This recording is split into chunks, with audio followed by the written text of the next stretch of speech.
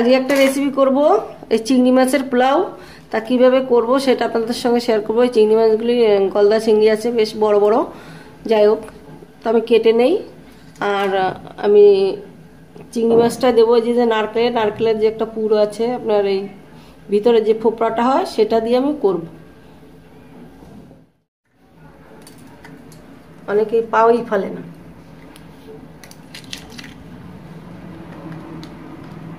চিংড়ি মাছের মাথাটা তো ছুলতে হবে না।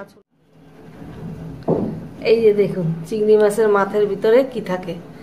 এই যে এইটা যদি খাওয়া যায় তাহলে কিন্তু বাঁচবেন না, এটাকে অবশ্যই ফেলে দেওয়া উচিত।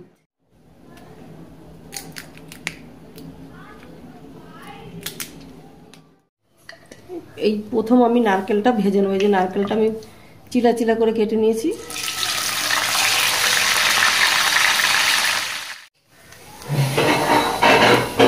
ভাজা হয়ে গেছে, আমি তুলে নিচ্ছি একটু।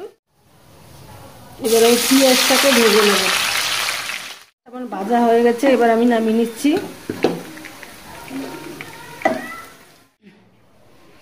এবার আমি আলুটাকে একটু ভেজে নেব। আলুটাকে আমি ভাপিয়ে নিয়েছি একটু।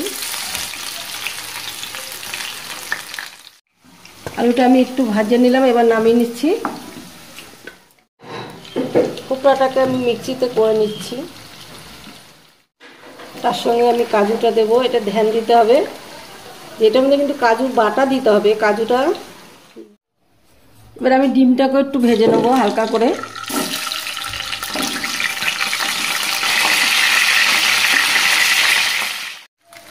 ডিমটা আমি ভেজে নিলাম হালকা করে, বেশি ভাজার দরকার নেই।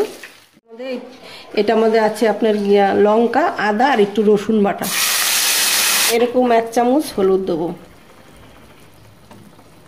2 চামচ 1.5 চামচ নুন দেবো, কটা তেজপাতা দেবো, 2 চামচ চিনি দেবো।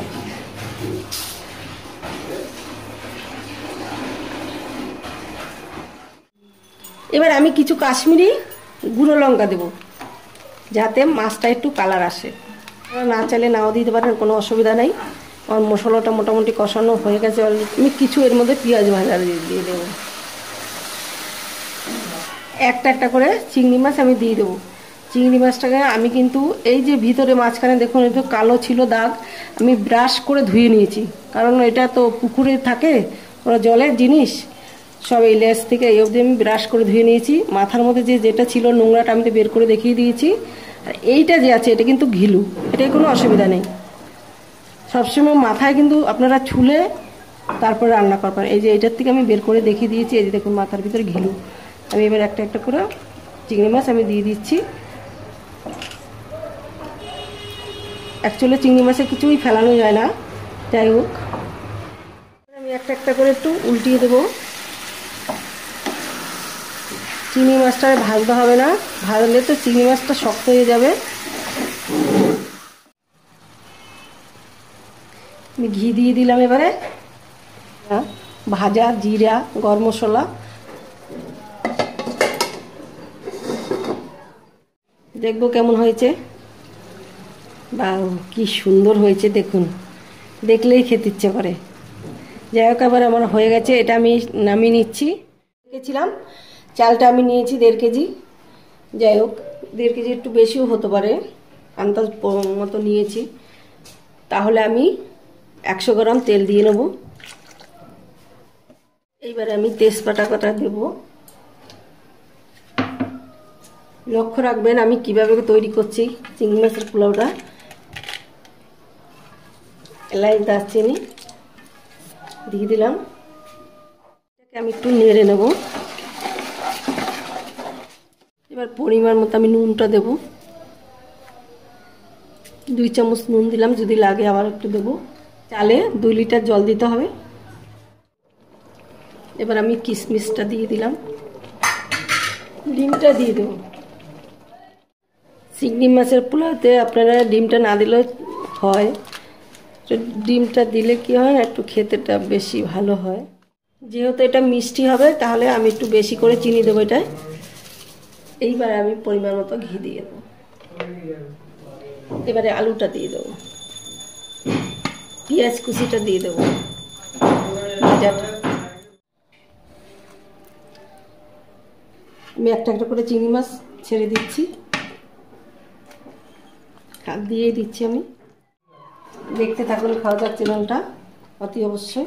এবার নারকেলের চিলাগুলো আমি দিয়ে দিচ্ছি একটা একটা করে। এই যে আমি যে নারকেলের ফোপড়া আর কাজু বাটা সেটা দিয়ে দিলাম। এটা রেখে দেবো আমি আধ ঘন্টা দমে।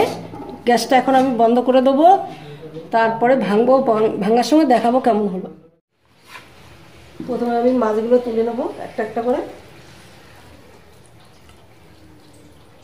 যখন পোলাওটা ভাঙবো তাহলে এখানে ভেঙে যাওয়ার চান্স থাকতে পারে।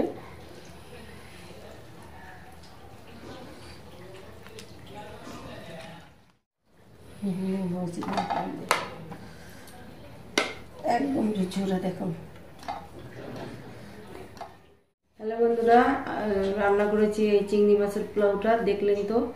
অবশ্যই আপনারা দেখবেন, দেখে খাওয়া যাক চ্যানেলটাকে লাইক কমেন্ট করতে ভুলবেন না। এবার আমি দেখবো কেমন হয়েছে, খাওয়া যাক।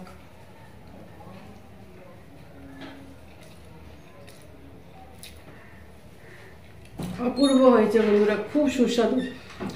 মানে বলে বোঝাতে পারবো না, যে নিজে রান্না করছে বলে যে বলবেন সেটা না, মানে এত স্বাদ হয়েছে আর এত সুস্বাদু হয়েছে, মানে বলার মতো না।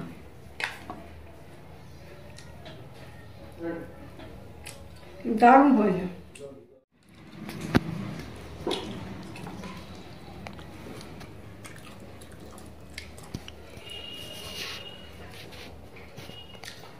আমি যেটুকু মেপে নুন দিয়েছি একদম পারফেক্ট হয়েছে, আর কোনো নুন লাগেনি, আর নুন দিইনি।